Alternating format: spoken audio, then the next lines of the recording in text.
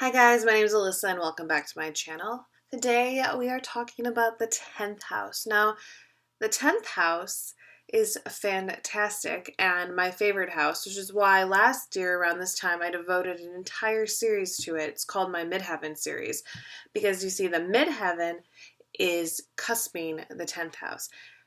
Now, if you go by equal house systems, then the Midheaven is not cusping the 10th house. I don't follow equal house systems. It's never worked for me in my brain, but you can see what that looks like right here. I don't like it. The Saturn in my 9th house thing, it's never made sense in my head. I definitely like the Placidus or Cook methods. If you're into it, that's fine. When I describe the midheaven, I describe it as a 10th house cusp. That's how I see it. That's how I view it. So that's the information I'm going to give to you today. Like they're one big happy 10th house family. If you don't have any planets in your 10th house, then you would relate heavily to my midheaven series because that is just based on the sign. And like I always get asked in every video, what happens if I don't have any planets in it? Then you take the sign. And I think that it's very apparent when you start talking about the ascendant or the midheaven, because people seem to know that when you talk about the ascendant or the midheaven, you don't talk about planets, you talk about the sign. And that's the case with every single house. It's always the sign cusping it. The 10th house is an angular house, but it's the very top of your chart, so it needs a ton of support. And I'm going to tell you about the houses that support it. So first off, we just talked about the 9th house. The 9th house is a cadent house, which means to fall into or fall away from the relational quadrant and bring us into this basically very public quadrant. Like humanity, that's the quadrant we're in now. And how do you get to the midheaven? But through the 9th house, through learning and through relationships, they bring you to this area.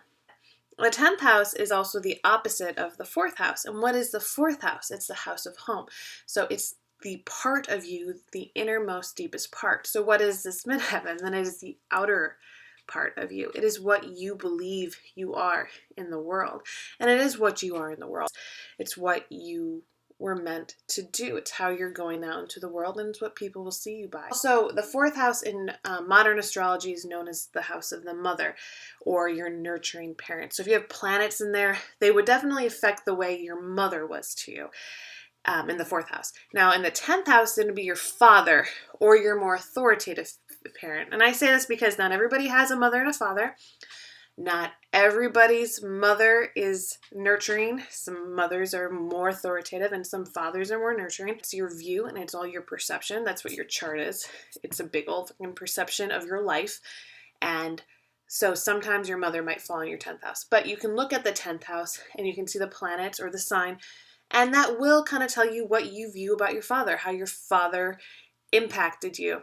Because your father might have been maybe the one who went off and had the career, while your mother was the one who was more commonly home with you, or at least in the beginning stages of your life. Because you come out of your mom, she kind of takes care of you. If she's not there, that might kind of mess up your 4th house. If she is there, maybe you have a really flourishing 4th house. Now is your father there? That's your 10th house. Another really fun thing about the 10th house is I've heard it called the Other Ascendant. And I like that a lot. So it resembles the 1st house a lot because the 1st house is the house of your ascendant, your cultivated identity. But now this is your cultivated public persona. So this is different than your ascendant. It doesn't necessarily give you the face that the ascendant does, but it does give you the look, like the drive, the ambition. It does put a lot of these things into you. Are you, willing to go the distance? Or what do you want people to think of you? When you go to work, do you want people to like you? Do you not want people to like you?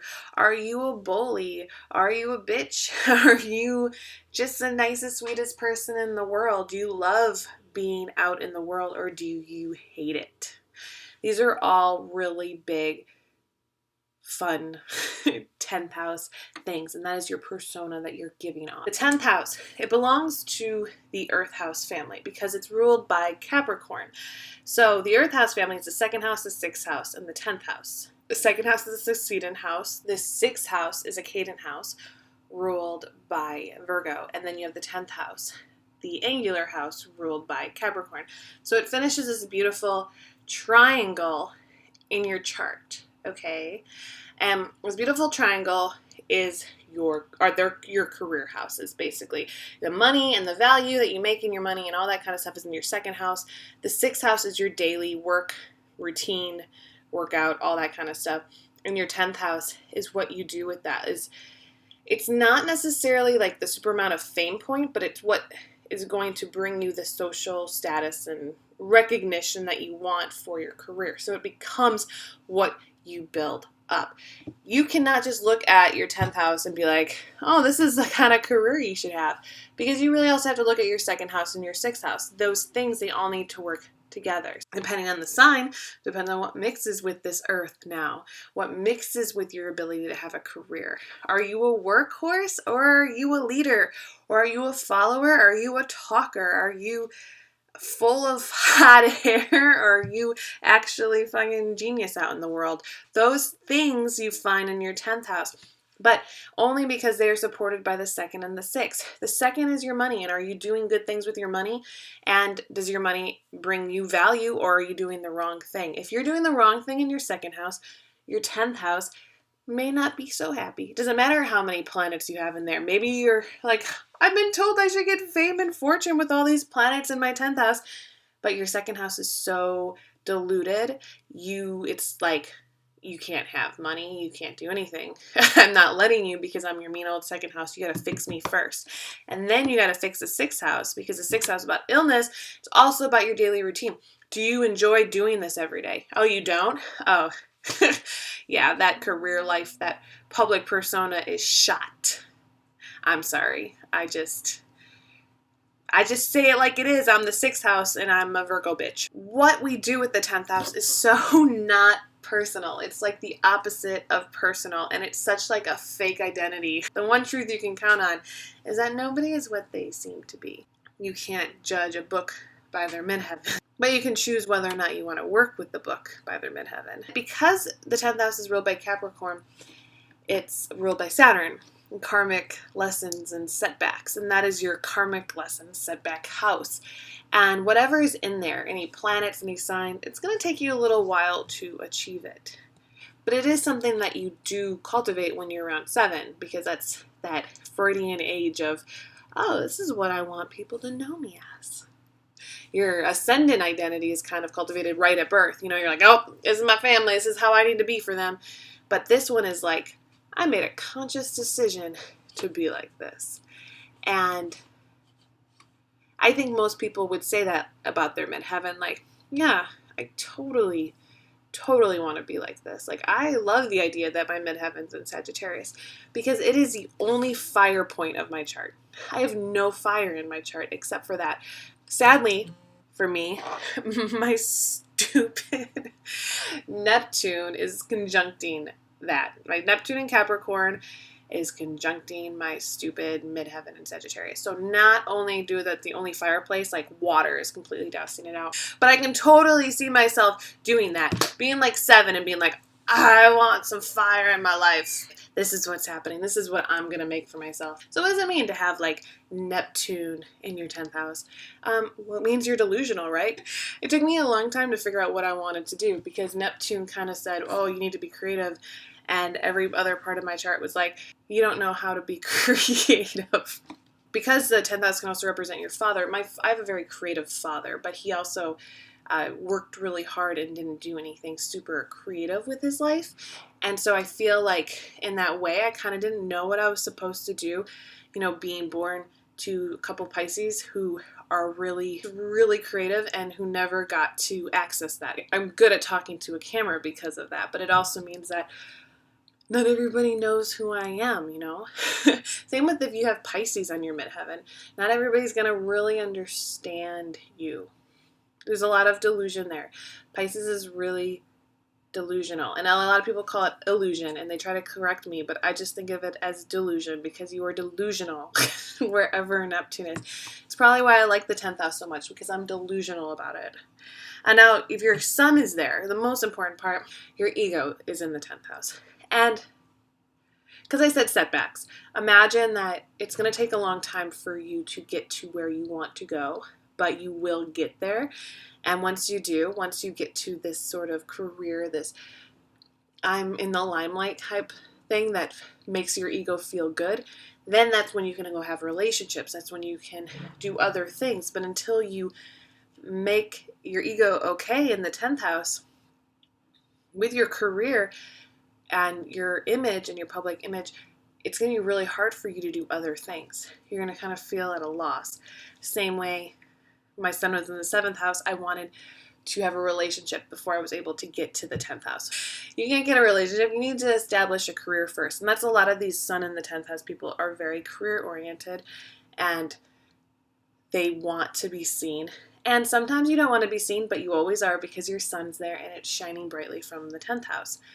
The moon, it represents your mother figure, and it's in the father house. And so I see a lot of people with their moon in the 10th as not necessarily having a father around, and also having a mother that might have worked a lot, like in the father way. So when you have your emotions, instead of acting out your emotions in an emotional way, you work through them, and not just saying work through them because that would be healthy. You go to work instead, because that's how you saw your mother. She worked through all of the stuff by having a job for 20 years or whatever. Just very Capricorn-y things you might view in your mom.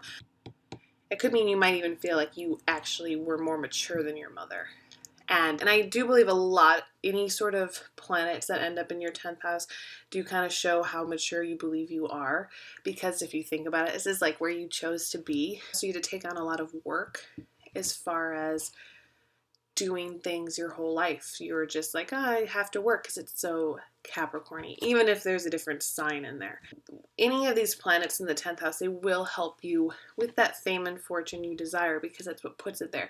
A really nice one to have is Venus in the 10th, because when you go to work, people just like you and they think you're beautiful and they're attracted to you, and whatever you say, everyone's like, oh, that's so nice. You're so nice. Everything you say is nice, even if you're not. They believe that because you're Venus in the 10th. Jupiter in the 10th. Now, Jupiter in the 10th is not the best position for it, astrologers say, but it's amazing. Just having the idea that when your Jupiter's in the 10th, whatever you choose to do, you're going to have luck in that career area. It might mean that you don't work as hard on it, because wherever Jupiter is, we tend to kind of slack off because Jupiter just makes it easy. Sometimes I feel like Selena Gomez has her Jupiter in the 10th. I don't know where that came from. I don't even know if she does. I should check that and then put in the video if it's true. The 10th house can be sad because the 10th house can say that you didn't have a childhood.